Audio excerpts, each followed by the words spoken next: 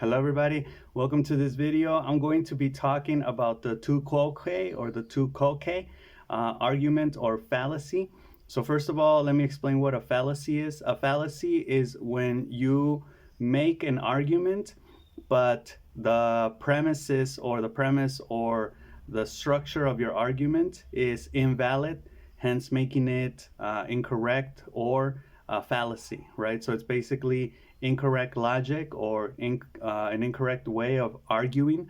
There's a lot of different ways. They're very interesting. I think one of the most famous one is ad hominem, where, for example, if a politician says, I don't know, I think people shouldn't steal money, but then they steal money, right? You can attack the person and say, well, you steal money.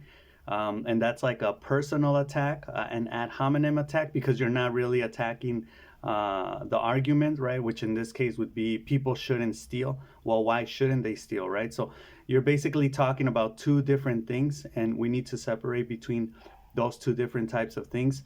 So the two quoque fallacy or argument is very interesting because I think everybody uses it. We all basically argue this way, but it is a fallacy. It is basically doing this of bringing up another issue that has nothing to do with the initial argument, right?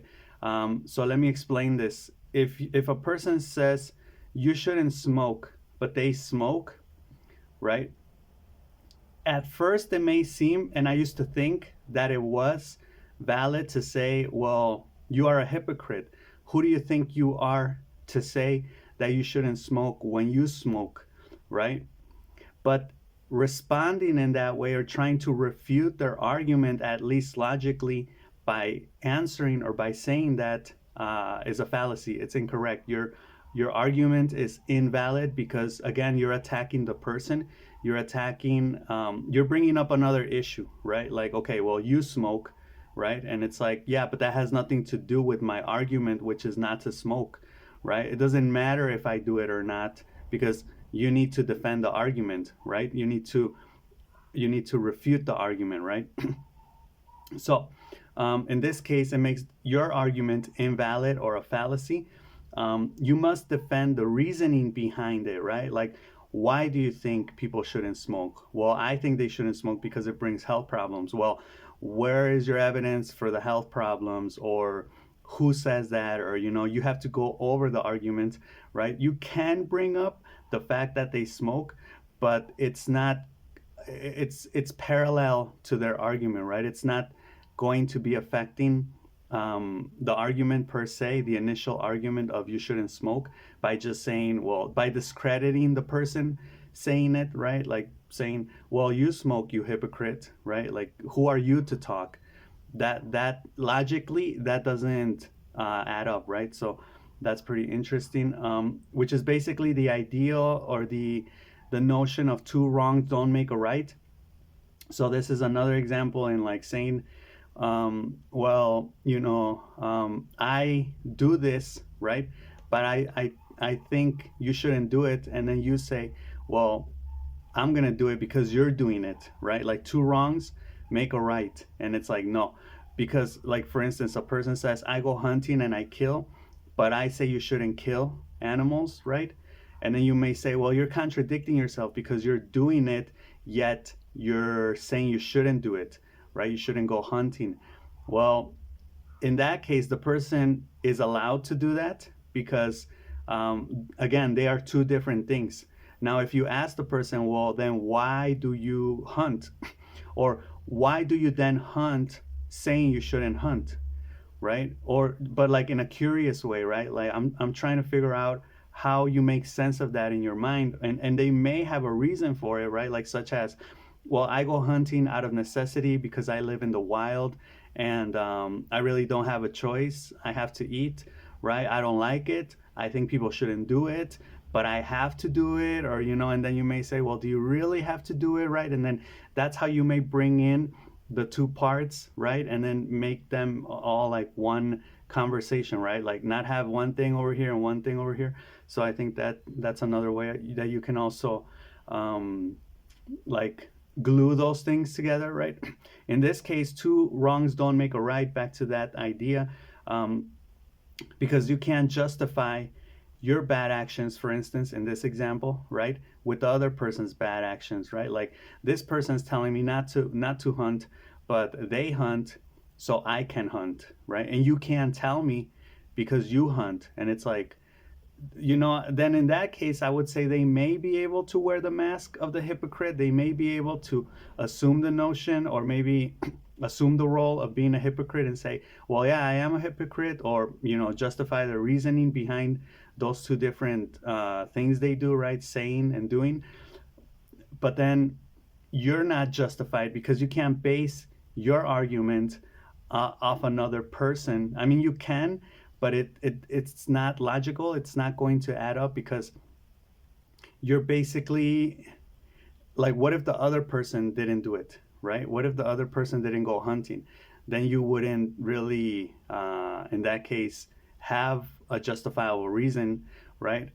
Or see, I'm having a hard time understanding this, just like the tu quoque argument, but well, it is the tu quoque argument. But then if a person says you shouldn't do it and they do it, I guess you can say, well, since you do it, I can do it, right? Even though it's kind of a weak link, but you can't say you are saying not to do it, yet you do it, so that gives me the right to do it, right? Because them, what they're doing and what they're saying are two different things, right? That's basically the idea here. So I can do it because you do it too. For example, killing animals, that's a tu quoque argument. An analogy here that I got from ChatGPT was basically standing in front of a mirror with a dirty face and then saying, your face is dirty, and then saying, yeah, well, so is the mirror, right? So it's like, again, it makes sense if you look at it from this perspective. You're bringing up another issue, right? So your face is dirty, you're looking in the mirror, and then a person may say, or the mirror says, right, in this analogy, your face is dirty, and you're like, yeah, well, the mirror is dirty, right? Or maybe it's not even the fact that my face is dirty, it just looks dirty because the mirror is dirty. And it's like, again, you're bringing up a second issue. It doesn't refute the first argument that's being made, right? It's not challenging the first argument. What you're actually just doing is actually avoiding the first argument, and you're going off in another direction. You're bringing up something new, right? And then when people bring up new stuff that doesn't directly connect to the first thing, even though it appears it's connecting to the first thing, right? That may seem like the person is moving the conversation or the discussion ahead or forward, but they're really not. They're just, avoiding the first argument. A cop that pulls you over for speeding, but then when they're off duty, they speed, right? Again, it's not refuting the first argument, which is the fact that you were speeding, right? But then if you want to bring up something else, like the fact that the cop speeds off duty, right? You're talking about two different things. Again, you can join them by asking, how do you make sense of that in your mind, or what's the reasoning behind that? But not as an attack, but maybe as a way of really trying to understand, right, what the other person is thinking, or how they basically reconcile those two things, right? What they're doing and the action. Well, that's the same thing. What they're doing, the action, and what they're saying, right? Or what they believe in, what they think. Cases are, some examples would be, for example, a politician who justifies corruption or inefficiency, right, in the government by stating that his or her predecessors have done it, right? Or the climate change debate, where a person may say, you should reduce your carbon footprint, and then you say, well, you flew to a vacation last year, right? You used the jet, you wasted all this gas, you polluted the environment, right? So you don't get to lecture me. And it's like, no, again, you're bringing up something else, right? You're bringing up a second thing. You're not really defending the first argument of you should reduce your footprint. See, here, it doesn't matter who's saying it. You should actually go after what's being said, right? I'll give you a personal example. I just recently had one of my bosses tell me to put my foot down, to be an authority figure in the classroom, to be stricter, right? And there were many reasons. I felt one of them was I didn't like it because I felt one of the reasons was like the way that it was said, right? And for other reasons, but basically, my idea or my like impulsive knee-jerk reaction and response is basically like to say, well, after I gave it some thought, so it's not actually impulsive, but after I gave it some thought, I said, you know, you don't get to say that because you have no authority, right? And it's like, no, no, wait, remember the two Quoque fallacy? Yes, they do. They get to say that regardless of what they do, right? Because you actually have to logically defend the argument, right? Respond to the argument, talk about the argument, discuss the initial argument, not bring up something else, right? That has nothing to do with it. Because it, and it kind of makes sense because if you think about it, if a person, then you would say, okay, let's say this person has high authority, they're very strict, and then they say, um, they say you have to be strict, you have to be, an authority figure. And you may even say, okay, that's congruent, right? That person has integrity because what they say they actually do. But again, it doesn't matter. That's irrelevant. It's irrelevant because you're not attacking the argument that's being made, right? To have authority, to be an authority figure, to be stricter, right? To put your foot down.